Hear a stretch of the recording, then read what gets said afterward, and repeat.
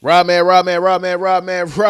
We are back again live with the Fin Out of Water Football Show. My brother from another mother and is in the building. And I am your host with the most, B Herbo. We are back again to talk some football. Now, granted, we normally do this on a Sunday, but this is obviously a Wednesday, man. So we're gonna do it a little different. This is gonna be very discussion oriented today, man. So, as you can see by the title, we have a couple of discussion points that we're gonna talk about. We are going to react to the Shedeur Sanders NFL debut. We both have our NFL power rankings and giving our top 10 teams throughout 12 weeks. And most importantly, we are going to discuss the Miami Dolphins tank gone wrong. So, before we get into all of that, Rod, what is up, brother? How are you, man? What is going on, man? Listen, Herbie, I can only say I am nothing short of splendid, my friend. Life is good. You know what I mean? Work has been chill. So I can't complain too much, man. How about you, my brother? Yeah, man, none of that. None of that. When money comes out, it just hits you, bro, like them bills that just be bop bop. You Yeah. feel me? I had to Oh buy a yeah. new tire. Bam. You feel me? I had to renew my car insurance. Bang, bang. You Ooh. feel me? I had to pay my portion of the rent. Bow, bow, bow, bow. Just Yeesh. all at once. All at once. Yeesh. When it rains, Rod, it pours. It When it pours. pours, you get a tsunami. Them bills don't care about what you got going on. Never. They want their money. But yeah, other than that, man, I can't complain, man. I'm doing incredible in school. I'm focused. Sir. It's incredible how efficient you are as a man when you don't got a bitch in your life. Unbelievable. It's like You just know the what? clarity. Society lied to us, bro. They lied to us. When you're young, they make you think it's super important to get into relationships, and there's so much emphasis, so much pressure, so much societal pressure, peer pressure to get with the girls and all that. And we never even have the time to really build ourselves One as hundred as, percent. as young men. And it One takes hundred until percent. you go through the motions and try in this relationship and this and that. And then you just get to a point where it's just like, oh, this shit ain't worth it. So let me just focus on me and better my life and my family for Well, and sure. again, I do think it is worth it. I do think that should be the end goal because at the end of the day, bro, I get it. They women or significant other because whether you're heterosexual or homosexual, what it doesn't matter. It's irrelevant. People can either bring peace or chaos into your life. You find a person that can bring peace into your life, you are solid because they will level you up. But at the same time, work on yourself to get to that point to where you can go to the next level. You can introduce somebody that can take you to the next level if you If you find the accept that right blessing. person. Yep. Right? So right now though, whew, clarity of purpose, post nut, permanent post nut clarity, dog. I love it. All right, man. So let's go ahead and get into this, Rod. Rod, what the hell are your Miami Dolphins doing, man? I get it. On one hand, you guys are, hey, it's something to be proud about. You guys are winning. You're showing the potential that you've always had to show. You're showing that this team that you came into this season thinking could actually, be competitive. The team that we thought was for sure going to make the playoffs until it went the bottom crapped out. Right, we're seeing the skeletons and the bones of that team. The problem is it's irrelevant to do that now. Like you guys are on another crash collision course with 7-9 or 7-10. How? 9. Listen, Herbie. How? The thing is, right? When you look at the state of the Dolphins right now, I was just prior to the podcast just checking, just so happened to check our draft order, Herbie. We are currently 11th. We have already played our way out of the top 10 of draft picks, and excuse me. Look, I had a feeling this would happen. And I think my worst fear could be realized, and I'm hoping it's not. That worst fear being that and I know Dolphins Nation is kind of split on this. Like some people feel one way, some people feel another. But my worst fear is that Mike McDaniel keeps his job, Herbie. And this is coming from a person who has liked his coaching style for the most part, but there are just so many problems that I have seen with him that you still see the issues, Herbie. His coaching decisions, time management, um, you know, oftentimes an inability to adjust. The thing with Mike McDaniel, Herbie, he adjusts outside of the game, right? Like, for example, the Dolphins, what has led to a lot more success on offense is the fact that we have introduced a jumbo package far more frequently, right? We're playing with 6 offensive linemen, which has helped the run game improve. It's also helped to protect Tua because, granted, the Dolphins don't have many weapons on the team. We have one real threat at receiver, and we have Achan. So you really don't need 5 wide because Tua's not going to throw to most of them. So to increase protection while limiting the weapons, it works for us because we have the personnel that can make that work. The problem is, Herbie, once teams start to figure out how to counter that, what's McDaniel's next move, right? And it took him until midseason to figure this move or to go to this trump card. And it's just I just when I picture the Dolphins in a position to have a rebuild, I picture the Dolphins starting from scratch. And this is a problem with Stephen Ross, Herbie. Stephen Ross likes to almost monkey branch to an extent. Like he likes to he doesn't want to get rid of everybody. He'll fire some of the staff and keep this guy. And on one hand, you might say, all right, maybe the GM who's going to come in may want McDaniel to be his coach, but what if he doesn't want Tua to be his quarterback and McDaniel wants to keep Tua, right? Like my impression of a rebuild, Herbie, is that the Dolphins are going to just scrap this whole thing. Now, I will say this on a positive note. It's nice to see the fight that the guys have. And I'm at a point where whether the Dolphins go on a run or not, Herbie, we've dug ourselves such a deep hole in the AFC when you consider all the conference opponents that we lost to, the Chargers, the Ravens, the Colts. Like we've lost to pretty much any of the teams that we'd be competing against for a wild card. So even if the Dolphins miraculously, Herbie, let's just say they win 10 games, they're not getting in. There's still going to be other teams that can get in before them, more likely than not. So, and even if the Dolphins make the playoffs, Herbie, this is not a team that you could expect anything out of other than a first round exit. Let's just be honest. It's nice to see them win. I like seeing my team win. I really don't like to see my team lose, but I get the bigger picture at times. And listen, Herbie, it's kind of unfortunate, but I also look at it this way too. I'm at the point now where this is an evaluation season, right? Like at this point, the most important thing is to see what you already have so that when you go into the future, you know what to look for. And the biggest positive, Herbie, and one of the reasons why I believe the Dolphins have improved as a team in overall play is the defense, in particular the rookies. You're seeing Jordan Phillips develop at an excellent rate. He's been arguably our most consistent rookie. He was a beast against Buffalo. Shout out to Ryder McConville with the breakdown. I watched it today, actually. You got guys like Zeke Biggers, who's just now starting to get reps. He looks promising. Kenneth Grant has caught on.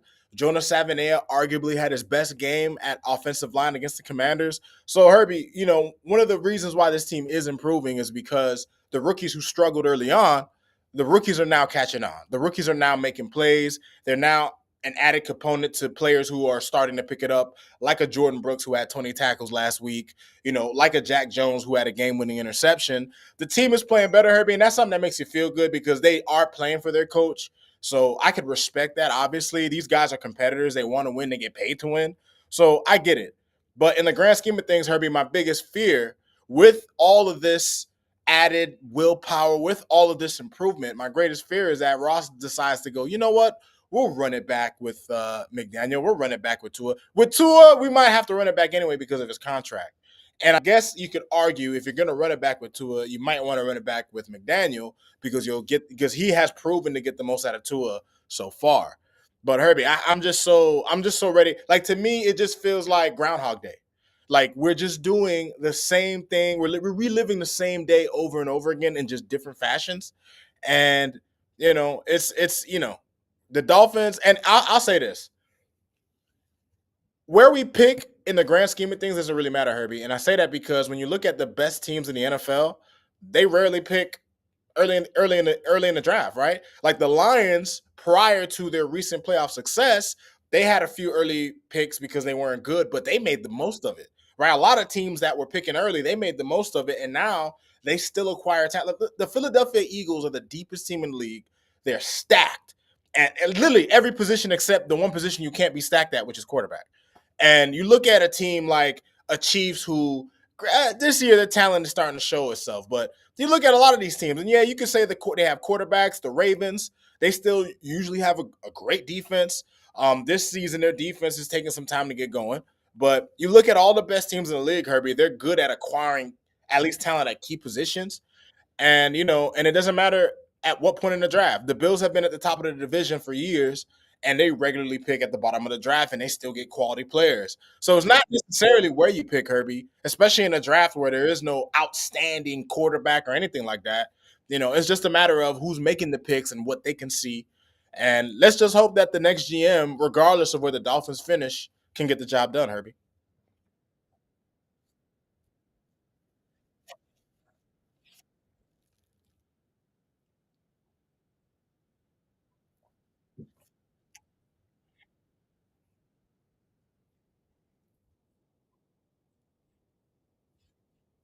Oh wait, Herbie, I'm still on solo. Yeah, you And I was cooking too, god dang it. All right.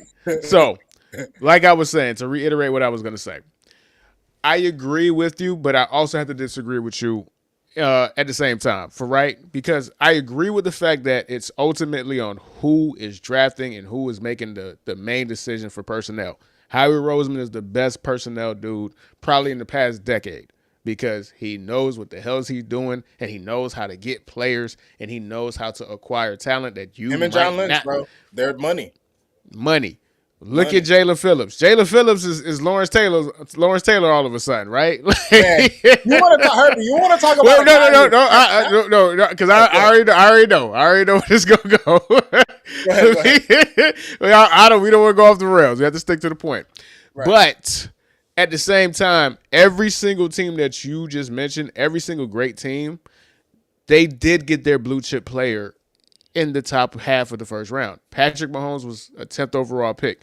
Now, granted, the Chiefs had to go from 27th and go all the way to top 10 to get him, right, but he was a top 10 pick. Devontae Smith was drafted 10th overall. Is Devontae Smith an all-time great wide receiver? No, but he's a blue chip foundational player. A.J. Brown, he was traded for, so he doesn't count. Jamar Chase, 4th overall. Penei Sewell, 5th overall. Joe Burrow, 1st overall. Justin Herbert, 6th overall. If you want to go to, let's see, Bijan Robinson, 10th overall. Like, if you're going to get a blue chip player 9 times out of 10, like these all-time great players that you really can build your team around, a Myles Garrett. Myles Garrett went 2nd overall in the draft. You know what I'm saying? You could find somebody. You could get lucky to find a Max Crosby in the 2nd or 3rd round. You could get lucky to find a Devontae Adams in the 3rd round. Great players come from all over the place. I'm not here to argue one or the other. But every team that you mentioned, they got their foundational player in the top 10. Josh Allen was a 6th overall pick.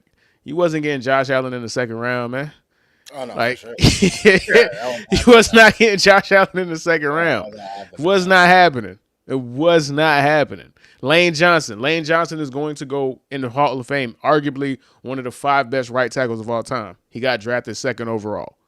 Right? Those foundational players, they do tend to come from the top half of the first round. Because the difference with the NFL draft, and you can say that about any draft, but once you get past 17, everybody else is a 2nd rounder at that point. Pretty much. You just had to go. Somebody had to take you, so you're technically a 1st rounder. But no, that top 15, that's where you're going to find that blue chip player. So it doesn't help to be in the middle because you're paying 1st round money for what might just be a 2nd round player. And that's where the Miami Dolphins always find themselves. They always find themselves in the backhand of the 1st round, which is probably the worst place to draft somebody. Yes, you could get a Justin Jefferson at 22, like the Minnesota Vikings did. But you know what you're going to get? You're going to get a lot of Austin Jacksons. You're going to get a lot of monogamies. no monogamies too, right? Like, it is the worst place to draft because you're paying 1st round money for arguably a 2nd round pick. Once you get past 15, they're 2nd round players, man, for the most part, unless it's a completely loaded draft. But we've like the 06 draft. No, 2013 draft. My bad. Atrocious. Atrocious draft. Right. Deion Jordan was a top three pick, of course, to the Miami Dolphins, bro. What are the odds, right? When y'all do get a top pick, you pick Deion Jordan. What are the Blew freaking it. Blew it. The last Herbie, we had that opportunity to pick between Jake Long or Matt Ryan. Herbie, what did we do? We picked the left tackle who wasn't all pro, but we had no quarterback for him to protect for as That's much as facts. That's facts. And shout out to Bill and Matt Ryan Parcells, went to the man. Super Bowl.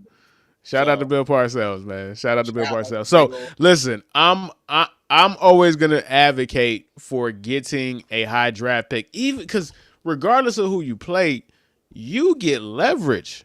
You can trade with people. Now you're Right. getting draft at capital because somebody's gonna want to get your spot. The Miami Dolphins don't really need a top 10 pick, but they need to trade out of that top 10 pick so you could get multiple first rounds, multiple second, Right. multiple thirds. So that's part of it too. That comes into it too. What do you think the Eagles do all the time? When they do have one of those off years when they're terrible, they trade back. That's how they acquired all these goddamn picks. So Right. there is no one way to do it right or one way to do it wrong. And you're right. This is not a great quarterback draft anyway. So it's not like super beholden for you to have a top 10 pick. But this draft does have players. This draft has a bunch of pass rushers, which you guys desperately need. Like, you haven't had an elite pass rusher since Cameron Wake, dog. Yeah. Yeah. Chubb has been hurt all season. Chubb is Chubb. We have nothing. Yeah, Like, we have nothing and right you're not getting that in the second or third round. Like, you're lucky to get a Max Crosby, man. The best pass rushers are top 10 picks.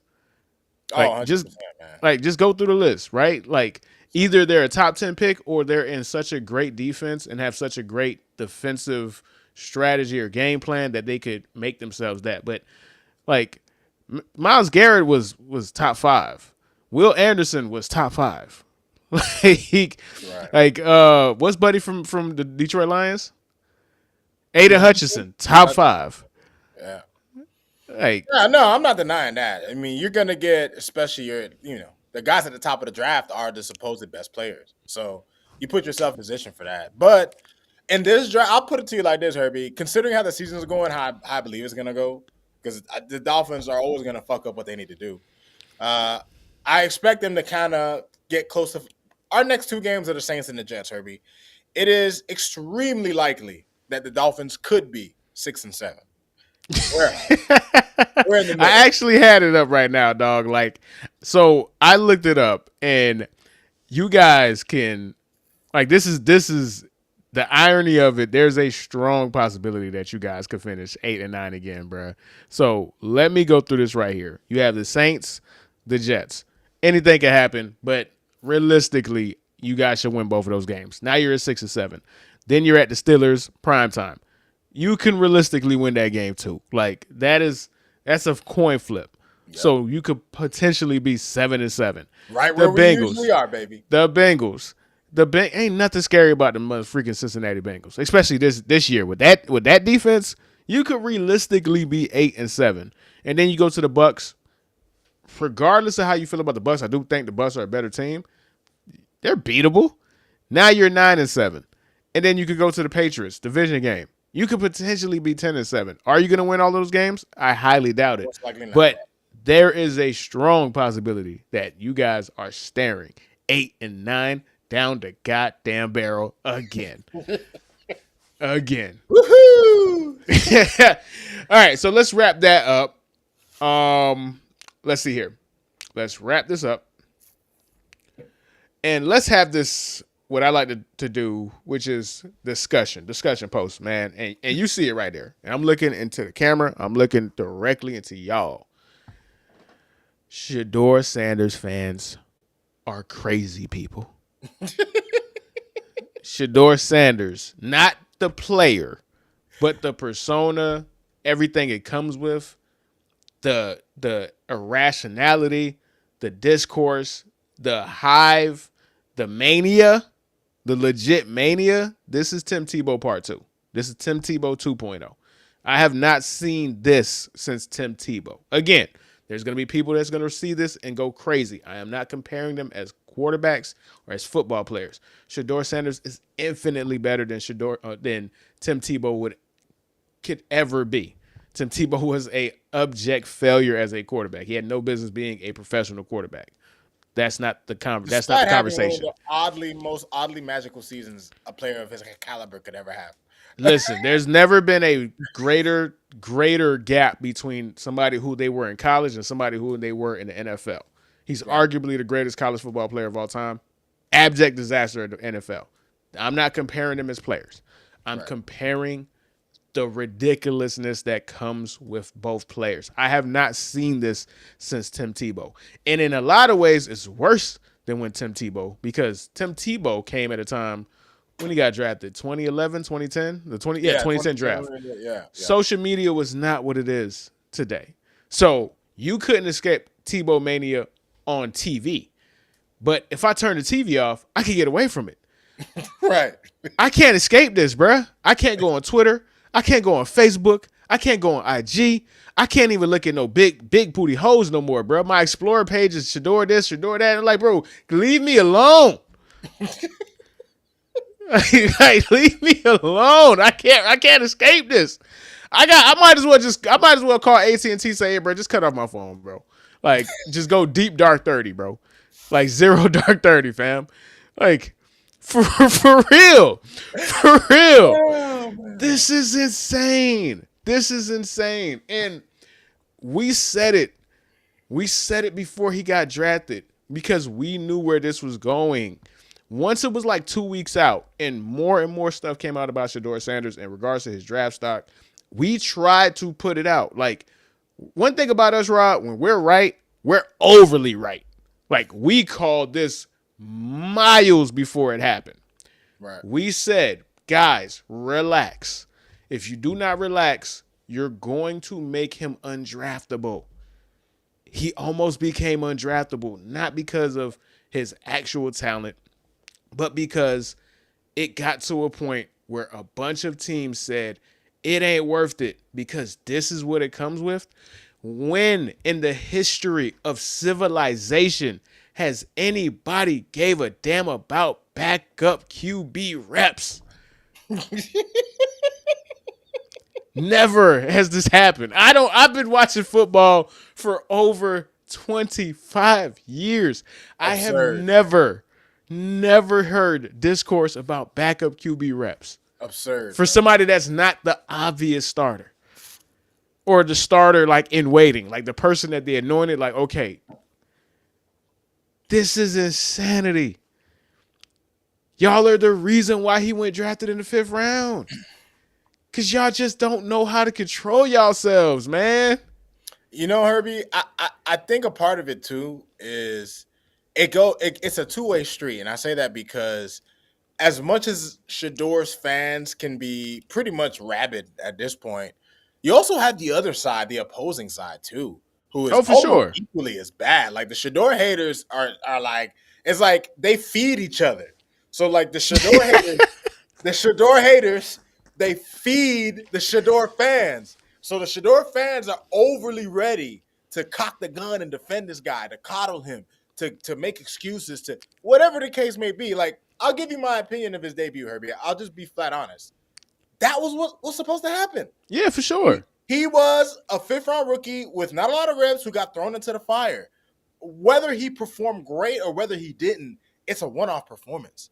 The fact that this became a firestorm on the internet over a backup quarterback, a young quarterback who we don't know, like this guy hasn't even had like a full week of practice, reps with the starters, anything, no game planning, no offensive coordinator, I like these players, I like that. Like he was just thrown into the fire, y'all.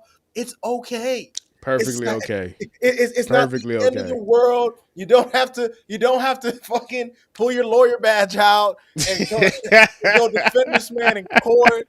Like, he's a 5th-round rookie who's finally getting his opportunity. You could debate whether he should have got it sooner, considering the Browns drafted Dylan Gabriel at 3rd. It was pretty obvious they were going to give him more of an opportunity than Shedeur. That's just the way it is. But now he gets his chance. But that performance, the way people acted one way or the other was just unbelievable, bro. Yeah, and again, it's not unbelievable because I've gotten used to it. Like I knew what was coming, right? Like the first pass that he missed, man, they sabotaging him. They sabotage, man. Kevin Stefanski, he calling some book, like, bro, y'all, like, he's a professional now. He's a big boy. Let him put his big boy pants on, guys.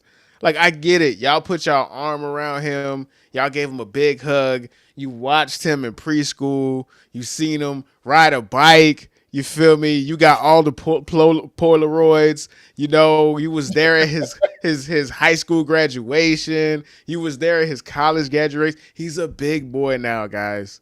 He is in the big leagues.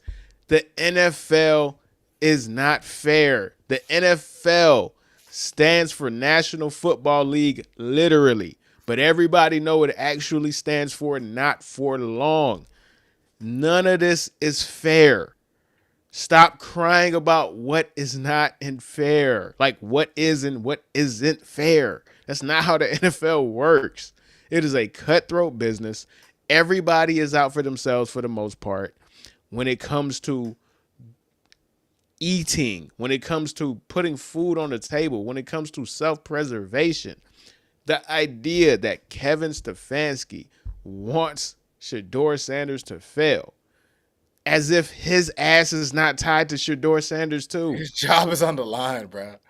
That's the crazy part. Like, you want him to sabotage someone so he can get fired? So he can get fired and do it in a way to where you could never get a head coaching job again. Like, I'm going to go out of my way to ruin this kid's life and make sure that I ruin my life at the same time by making sure that I put on such bad film that people are like, I can't ever hire that person to be a head coach again. No. Like, no. I'm going to be honest with you. Whether he's right or wrong is irrelevant. Kevin Stefanski thinks Shedeur is ass. He think both of them are ass, man. Pretty much. That's just what it is. He's let you know that, bro. He's just like, I don't want none of these dudes, bro. Like, if I'm going to die, I'm going to die with the guy I drafted, bro. Whatever. I think both of them suck. But I'm going to die with the guy I drafted. That's life, man. That's life. Like, that's it's life, man. Like, that's just what it is, bro. Like, it's not Shedeur's birthright to have Julio Jones and Lawrence Taylor and Barry Sanders and Walter Payton. Because that's at this point, that's what y'all want. Like, if y'all wanted to where Shedeur, anything goes wrong, it's not like you guys have gotten to the point where I legit think y'all would blame God, bro. Like, are you for real? Like, y'all would blame God at this point. Like, that's what, like, somebody, like, for real, dog. Yo, like, nobody is free from this wrath, dog. From this wrath. Everybody is a op, dog. I said it on one of our last, but everybody's a op, bro. Like, everybody's a op. It's not going to be perfect. That's the NFL. Nobody. When have y'all ever cared about the plight of the backup quarterback? None of y'all are complaining. Nobody. Listen. Shedeur Sanders is the backup quarterback, Malcolm X, man. He is the one that is going to bring balance and fairness to backup quarterbacks. The rights of backup quarterbacks will forever change because of Shedeur Sanders, dog. He's Martin Luther King of backup quarterbacks, bro. For all these years, backup quarterbacks have been oppressed, dog. They're finally being heard now. They're finally being heard. Oh man! like y'all are fighting for their rights, man. Y'all are fighting for the rights of the backup quarterback. Never have I seen backup quarterback discourse get like this. Nobody cares that Cam Ward's backup quarterback gets no first reps too. Nobody cares about that. That's irrelevant. Like, just acknowledge that this is about Shedeur on both sides. The haters, the losers who can't wait to see him fail, the people who wake up happy when he throws a pick, you're losers. The people who can't allow him to just go through his career and just accept the ups and downs, y'all are crazy. You're two sides of the same coin. You're both out of your minds. And the irony of all of this, the greatest irony of all of this, all jokes aside, is because, and we see this with all draft picks, we see this with all quarterbacks. People don't want to actually accept the accountability and the culpability that they have when it comes to bad quarterback development. Everybody is so ready to see young quarterbacks because there's something new, there's something fresh that you don't allow people to develop. What if Kevin Stefanski, right, this evil big bad, the final boss villain of Shedeur Sanders' story? What if he's like, dude, this guy really needs to just sit in the cut, learn the playbook, study, watch film, and develop. I don't even want him to be out there. What if he has his best interest in mind? But it's not good enough because all of you people are so ready to see him that you don't want to allow him to develop at a proper place based off of what he brings to the table currently. We see that with all young quarterbacks. You're desperate to see a young quarterback. The minute there's a 2 or 3 losing streak, get the quarterback out there. Get the young quarterback out there. Jackson Dart got 4 different concussions, man. Jesus. Like, we see what these bad teams and bad situations can do. The almost permanent damage that they could do. Like, to teams, to quarterbacks, to everything, bro. Let these guys develop. It's okay, man. Like, it's okay. All of this is because people just want to see Shedeur on the field. That's really what it comes down to. They just want to watch Shedeur, whether it is advantageous to him or not. Right. The O-line is bad. They don't have a strong running game right now. The wide receivers are not great. Why would you want to see him on that field with suboptimal players? What do you think is going to happen? It's going to derail his development. But you can't say that to people, dog. Like, I've been called a coon. I've been called a self-hating black man today, bro. Like I've been called all kinds of nonsense, bro. And you know what, man? That's the worst part about it, right? Like, instead of people actually putting together competent, arguments for the points they try to make, people just immediately try to shame you. And it's just like, you can't shame me about this. Like, I'm not trying to tear the guy down. I'm At just trying to all. put you back into reality. Which is, we're not in this weird fantasy to where Shedeur is just the lead. He's like One Piece Luffy on a wanted This poster. is not a movie, man. Not, man. This is not a movie. I get it. You want the movie ending, which is Shedeur having a Hall of Fame career. He's just awesome player. I do too. Like, the Browns do too. That's why they drafted him. He's what, top 5 in jersey sales as a backup? Everybody wins if Shedeur is awesome. The TV, the sports media wins because they have somebody to talk about every single day. The Browns win because they have probably somebody who could be the best quarterback that they had since Bernie Kosar. Like, you know what I'm saying? The NFL wins because they have a new superstar to sell that has bigger than football potential. They don't want Shedeur to fail, guys. That does not make any sense. If you wanted him to fail, you don't draft him in the first place. You cannot make that argument, though, Rod. These people are deeply invested. And then to the losers who want him to fail, you're losers. All of this is crazy. Yeah. All of this is crazy. I just want my Explorer page back. I just want to see big titty bitches again, bro. My Explorer page, bro. That's really why I'm mad. That's all a man can ask for. That's all I want, bro. I just want my Explorer page back, bro.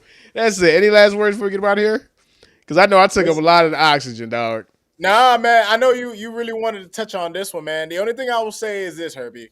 The only thing left for me to say is this. Shedeur, I think, moving forward, is in a real advantageous position, right? Because right now, Gabriel's out. He now has his chance to practice reps with the starters. And his first opponent to get a start again is the Raiders. which, I mean, who better to get your first official debut start against than the Raiders, right? Like the Raiders, especially after the performance they put on against the Cowboys on Monday night. And I'm not expecting the Browns offense to come alive like the Cowboys offense, obviously. But the Browns defense has been a pretty damn good defense all season long. And with the offensive line play of these Raiders, Herbie, the Browns D line is going to eat. And I think Eat, the Raiders eat. are going to struggle about as much as they did. I mean, Genty went 6 for 7, bro. Jesus, man. He went 6 for 7 and he had a long rush of 11 yards, man. How is that mathematically possible? How is that mathematically possible? Speaking of the Ridiculous. Raiders, right? And we spent so much time talking about the what's it called. We didn't even preview the game, so we'll make it a short preview, right? So keeping it short. I have some stats to get about the Raiders pass defense specifically. The Las Vegas Raiders have allowed over 200-yard passing in 7 out of the 10 games they played. They are 24th in EPA against the pass. They are 25th in success rate against the pass. They are 23rd in completion percentage. And they are 26th in sack percentage. That means they give up a lot of completions. That means they are allowing the offenses, the passing offenses, to be very successful, and that means that they do not sack the quarterback.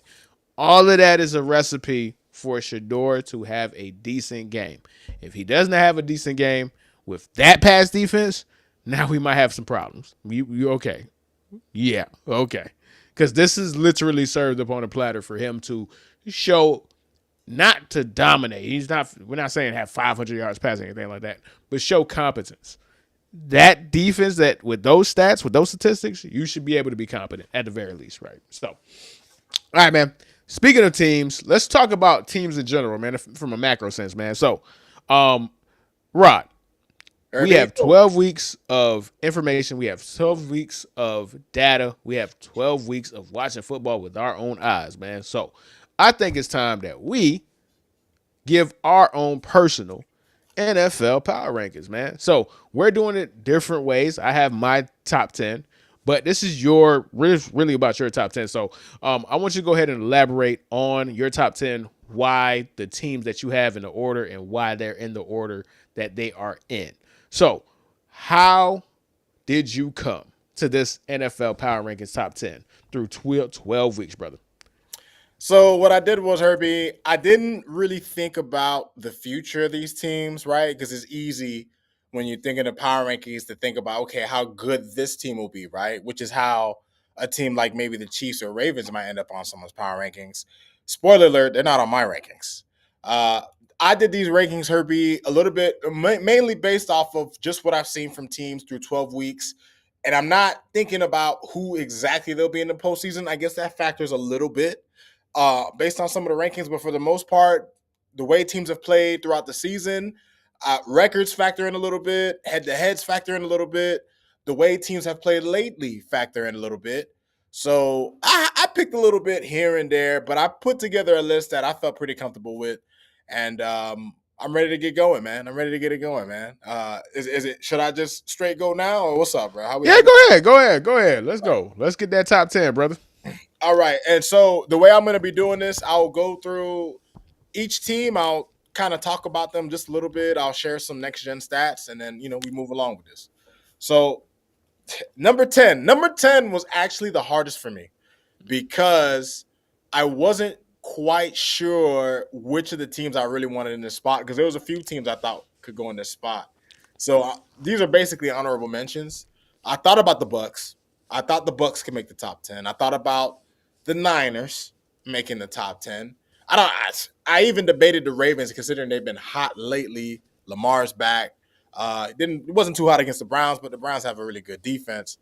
But this may surprise some people, but my number 10 team so far this season, coming into week 12, is the Chicago Bears.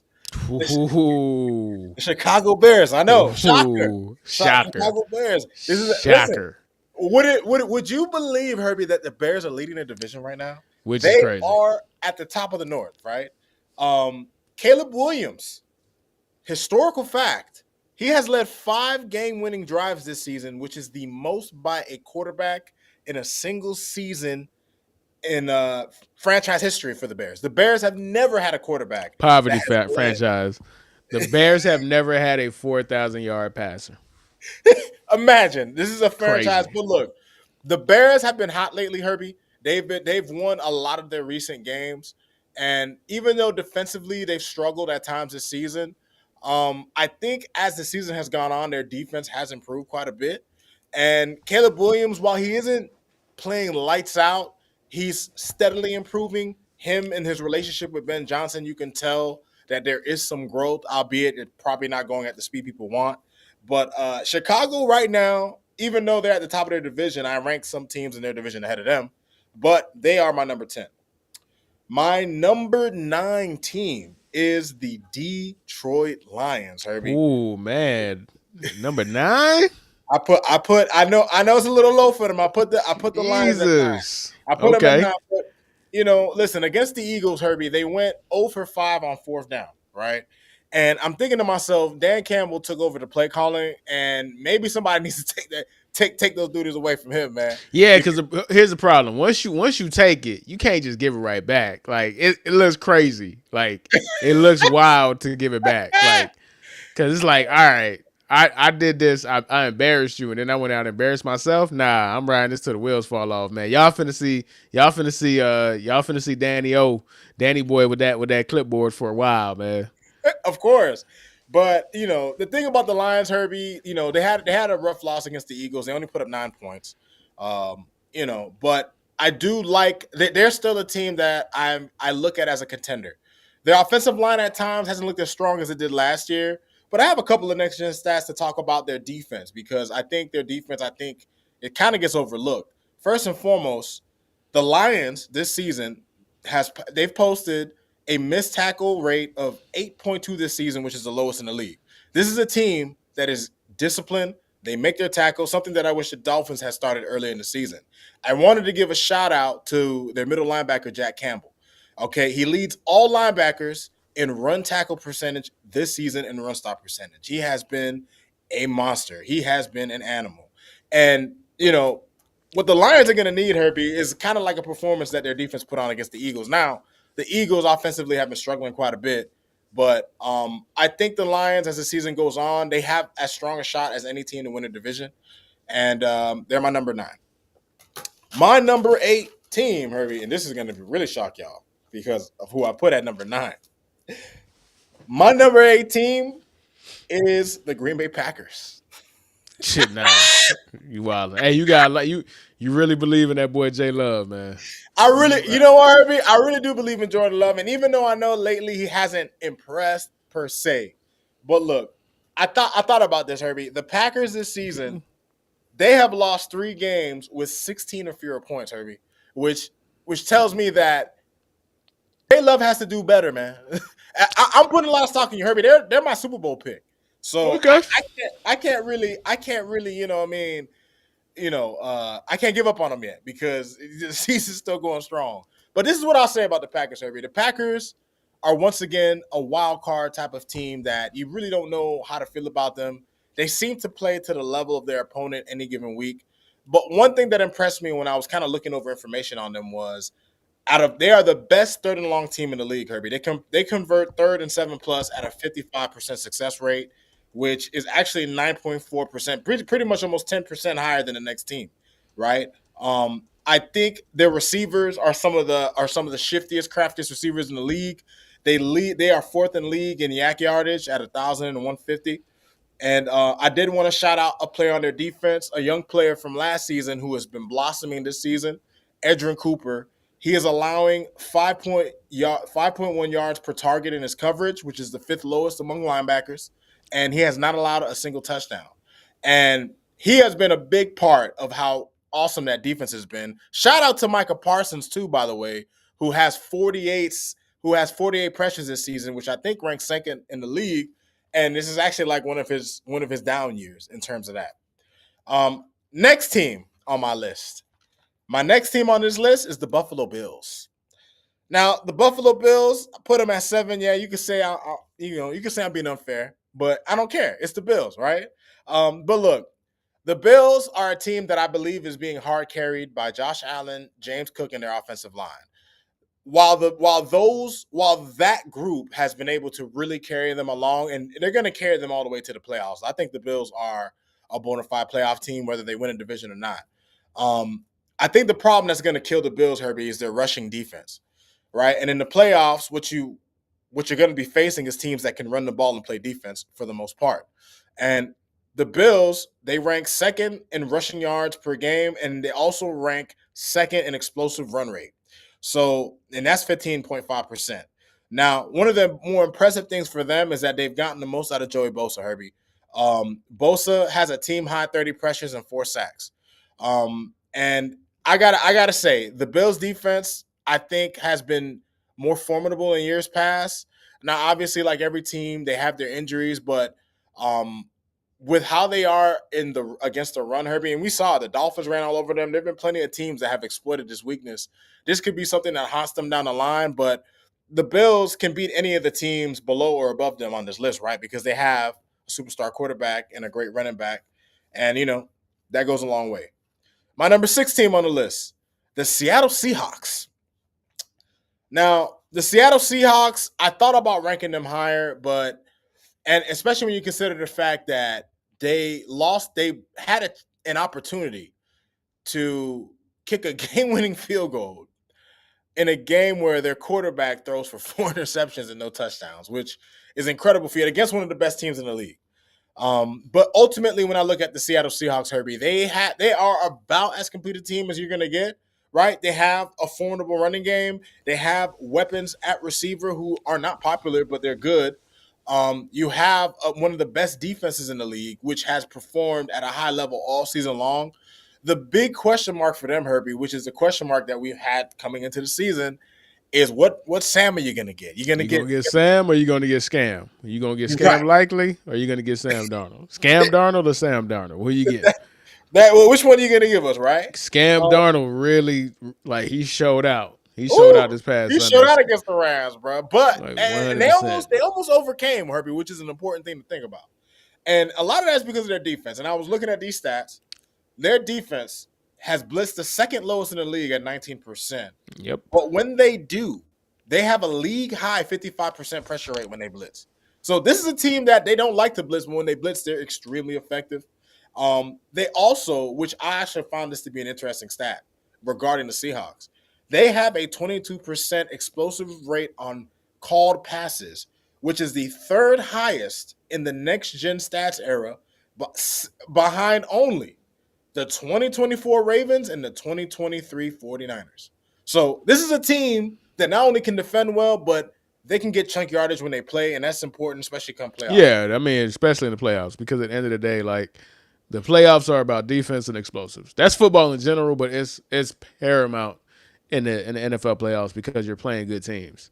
Right. So the only way to really move the ball is have those explosives, right? Like Sam is on pace for like 40 something 100 yards, but he doesn't throw the ball that much. That speaks to what you're saying, dog. Like it's a lot of explosives, it's a lot of chunk yards, it's a lot of bombs to JSN. Yeah, you think I'm finna say his name? JSN, Jackson Smith. In Yeah, you Jigma. know that. You know the rest. You know the rest. All right, man. Who's number 5? Number 5 on my list, Herbie, the comeback kids, the Denver Broncos, Herbie. The Denver Broncos have 5 fourth quarter comebacks this season. They have been One was what 30 points or 17 points? about 17 points. Yeah. Jesus Christ. Like they have listen, man, Bo has been the guy in the fourth quarter, Herbie. And the thing about the Broncos is that they're obviously a young team that's still figuring things out, but Sean Payton is still one of the best coaches in football. They have weapons on offense. They have one of the best defenses in the league again, even without Patrick Surtain, which is props to them. Props to Vance Joseph, who the Dolphins a few years ago, we dropped 70 on this team, and it feels like after that, it's like they pretty much hit rock bottom with Vance Joseph at that point, and they've just done nothing but just ascend since then, right? And I'm looking at the Broncos defense, Herbie. The Broncos defense, they run their man coverage 40. They run their man coverage 41% of the time, which is fourth in the league.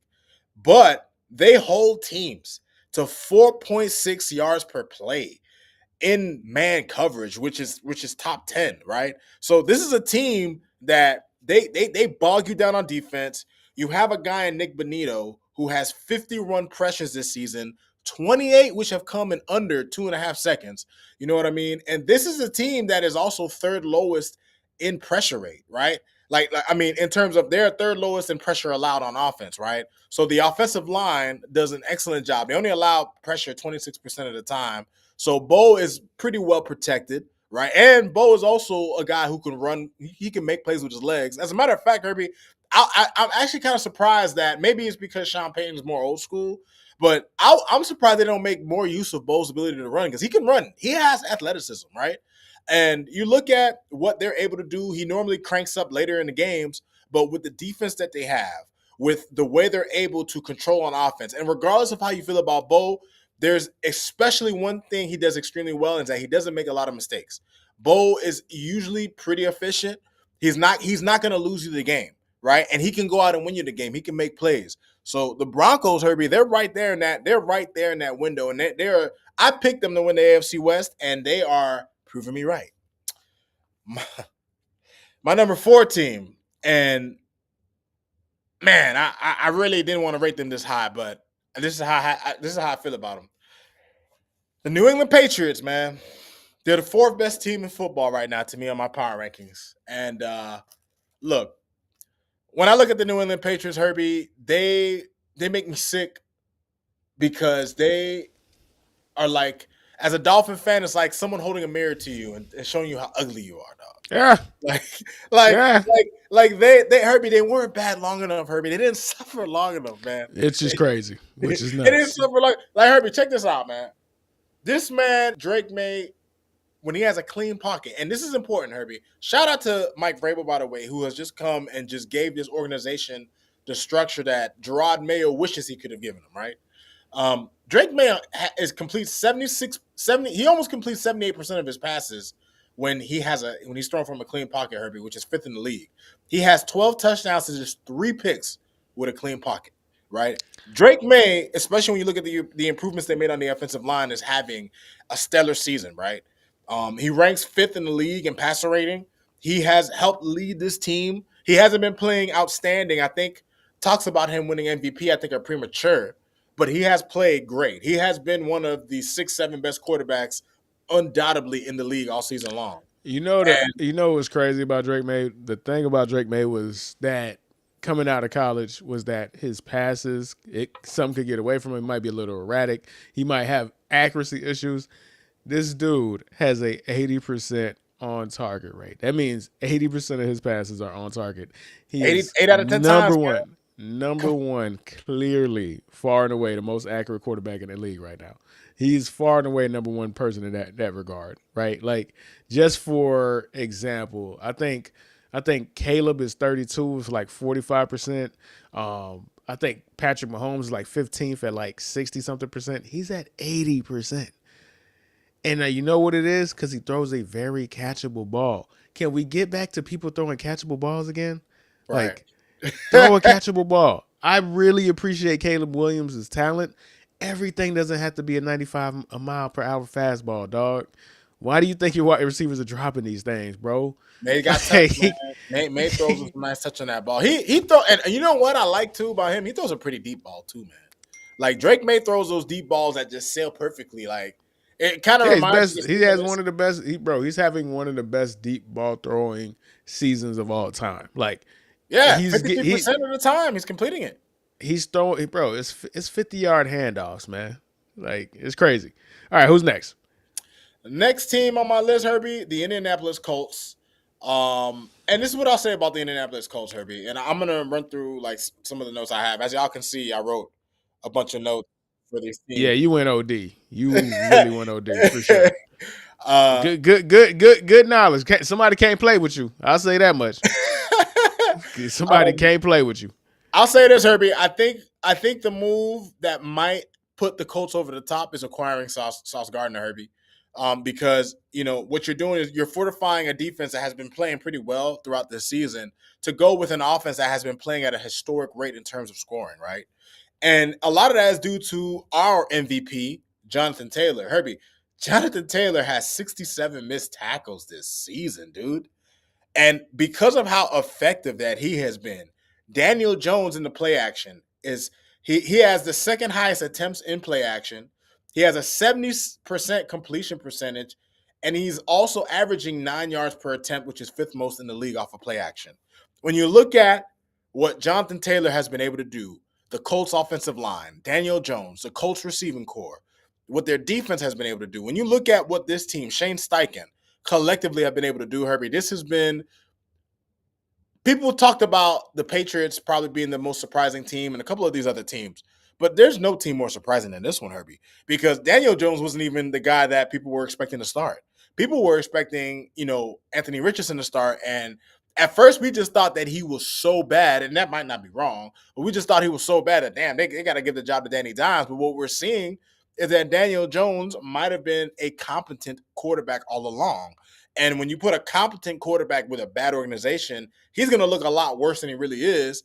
And now he's in a position when he's playing with a great supporting cast as well as coaching staff.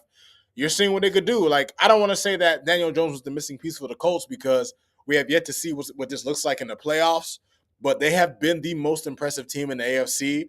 On my list, they are the best team in the AFC. And it just occurred to me, Herbie, that I realized I'm probably going to piss you off a little bit with my final two. So I'm just going to share them at once, Herbie. I'm going to make this quick right now. My final two teams in this order: the LA Rams, the Philadelphia Eagles. The Eagles are my number one team. And look, y'all, I get it. The Eagles this season, they are fourth lowest in red zone trips. They get to the red zone 23% of the time, dog. Okay. But, and I know they are one of the league leaders in 3-and-outs. I get it.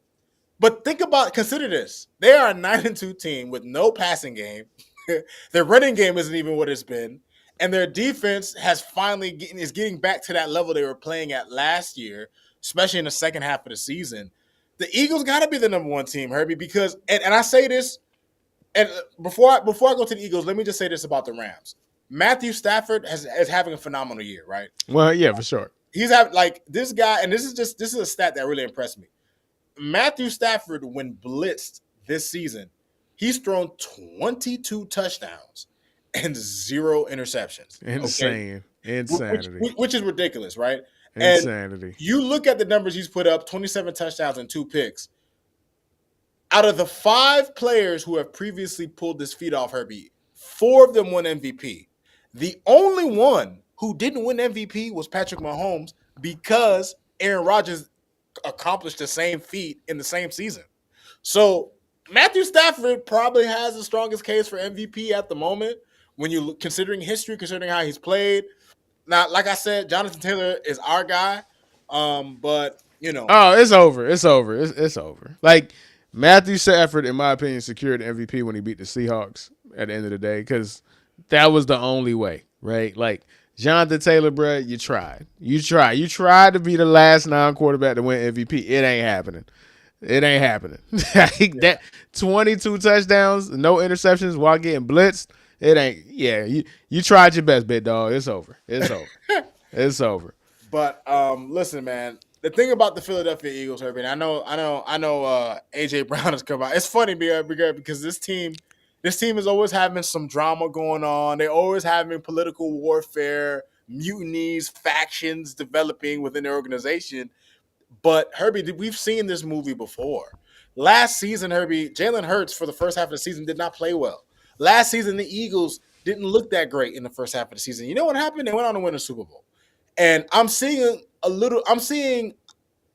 the way they're looking to me this season is reminiscent of last year, where they're not really winning in impressive fashion, but they're winning in a way that wins football. And they're winning football the most important way. They're winning football in tough games. They're winning football grinding games out. And listen, come playoff time, Herbie, I'm expecting the Eagles to look a lot better down the line than they do now. And granted, I did say this list is based mainly on this most of the season. Considering where they are with how their offense has looked at times, bro, Jalen Hurts won a game where he didn't complete a single pass in the second half of a game. That's why they're not my number one team. All right, I don't give a damn. I don't give a damn. All right, So let me get into my That's top my 10. list. Go ahead, my boy. Go Let ahead. me get into my top 10. And I'm gonna start from the bottom to the top, right? And the way I'm doing my list, and I'm gonna blitz through it. It is Super Bowl confidence meter. That's really what it is. I'm ranking this in order of, do I think you are the most likely to win the Super Bowl? The Ravens, you ain't winning the Super Bowl because you're head coach. The Bills, you ain't winning the Super Bowl. Oh, and I'm naming them in order. Number 10, Ravens. You're number 10 because you're head coach. That's your number one op. My number 9 team is the Buffalo Bills.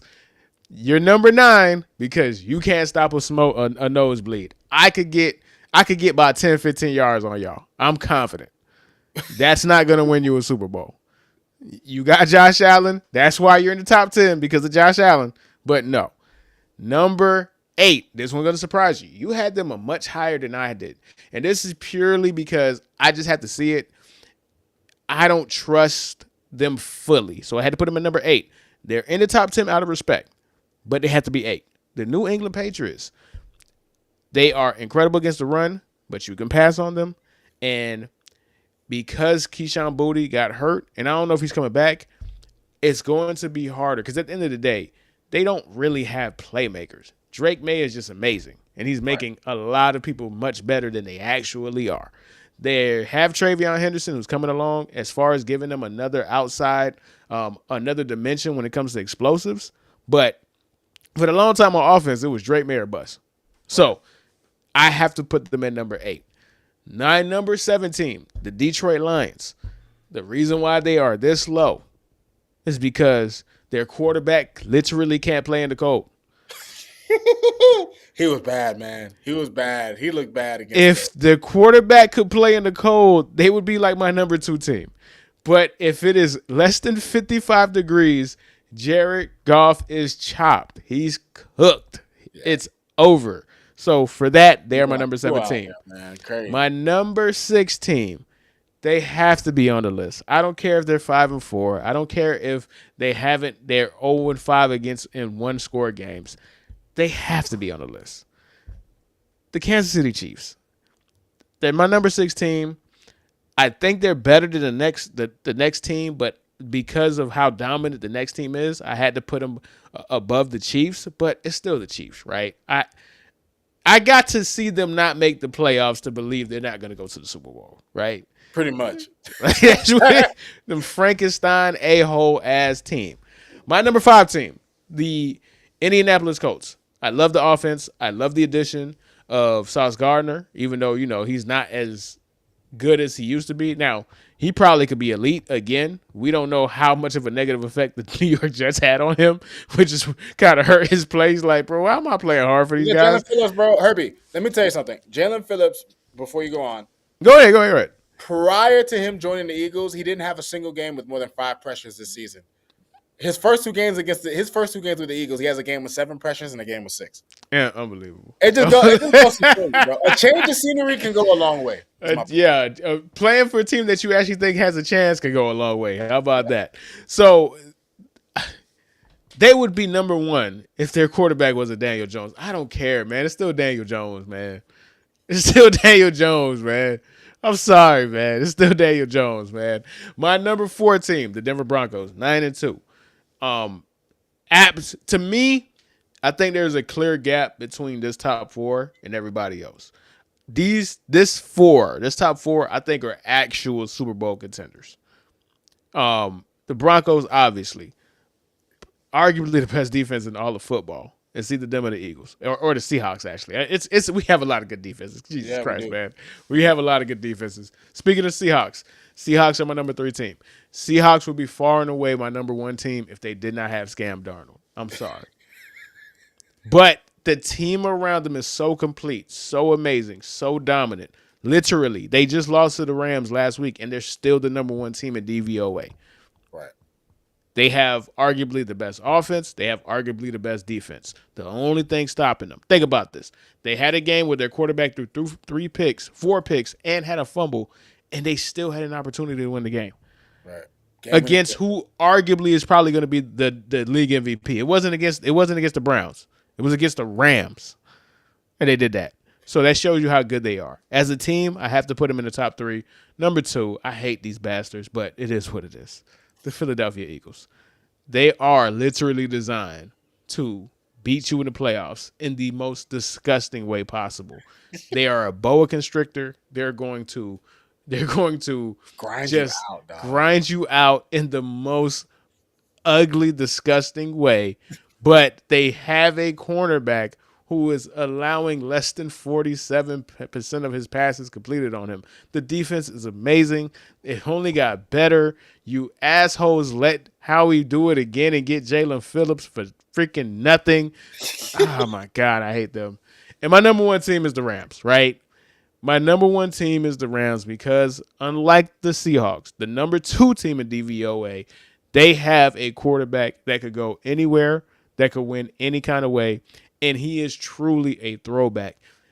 You do not need to be mobile to be a great quarterback. Matt Stafford, at 37 years old, is showing everybody that, yeah, Tom Brady's right. A lot of these dudes just don't know how to play football. If Matthew Stafford is dicing people up and he needs back injections, what does that say about the rest of you quarterbacks, man? Y'all need to get back in the film room, man. You can be a pocket passer. A pocket passer is going to win the MVP, man. A 37-year-old pocket passer is going to be the MVP. Listen, Quick random question, Herbie. Does this solidify him making the Hall of Fame? Did you think he was going to make the Hall of Fame before this? I did not think he was going to make the Hall of Fame before last season. Last season is where I was like, okay, now it's getting hard. Because I told you, you know me, I've said it, complete 180. I was a Matthew Stafford hater. And it was like, this is the thing, 2 things could be true. Matthew Stafford did play for the Lions, and the Lions did held him back. But Matthew Stafford contributed to that. Matthew Stafford had talented teams. He played with Calvin Johnson. He played with Golden Tate. He played with Ndamukong Suh. Like, stop this idea that he wasn't on the Browns. Like, I know the Lions have a terrible history, but he was not on the Browns. No, they had some good teams during his years there. They had good teams. They had talent. They had good O-lines, right? Like, he did not make plays because he was Sam Darnold before Sam Darnold, man. Like, he was going to do something stupid. The year they won the Super Bowl, he led the league in interceptions. He led the league in pick 6. He threw 17 interceptions, and he threw 6 picks. He almost threw a pick to lose the game against the freaking 49ers in the NFC Championship. It literally hit the safety in his hands. He just dropped it. Now, he's elite. He's legitimately he is Android 18. He's Cell after he ate Android 18. This is final form of Matthew Stafford, dog. He's perfect Cell now, dog. He is the perfect version of himself, the best version of himself. He's seen so much football. He's seen every single defense you could think of. You can't fool him. He knows what he's doing. Dude, he is throwing no-look 30-yard dig routes, man. Come on, man. Stop playing with this man, man. He's 100% making the Hall of Fame. He already has. He's probably going to be the first quarterback to make the Hall of Fame that never made All-Pro. This is going to be his first All-Pro, obviously, but he's never been an All-Pro. He's only a 3-time Pro Bowler. And think about this, man. He's probably going to win an MVP, and Drew Brees didn't. That fucks me up. Crazy. Crazy. So yeah, man. Both our top 10s. Yeah, man, I like it, man. I like it. Any last words before we get about here, brother? The only other thing I'm gonna say is, and I gotta do this because a friend of mine, my friend's mom, I deserve to do this to her. To all the people watching and to all the people who are watching in the future, we have launched a website. We did. Yes, I suck at promotion. Like, yeah. I gotta do this for my babies. You feel me? For sure. Phinoutofwater.com. Y'all check us out, man. I will put the link in the YouTube videos for you guys to check it out. It's a friend of mine, and she did a great job making an incredible job. So awesome job for sure. Yeah, man. I'm gonna definitely shoot her y'all way. I'll put the link in the description, but just wanted to give them a shout out. And Obviously, oh, my boy True. True. True in What the up, building. man? What up, man? Yes, sir. Always love, man. But yeah, Herbie, obviously, I love doing this with you. And, we'll be back at this Sunday. Know what I mean? Oh, bye week for the Dolphins, by the way. So Bye this week is for the Dolphins, man. So let's tap in, man. So we can actually focus on some actual good football, man. Woof. Rod, football. that Sunday game. Woof. Ugh. Oh, dude, man. Let me tell you something, Herbie. Let me tell you something, That man. Sunday game. Woof. We've had some ugly wins, but that was one of the most just topsy turvy ugly wins I've ever seen. Like it has its riveting moments because of bad coaching decisions, but for the most part, I'm glad that game was over, Herbie. But I wore the gear to represent. So Let's go. All right, man. Deuces. doses.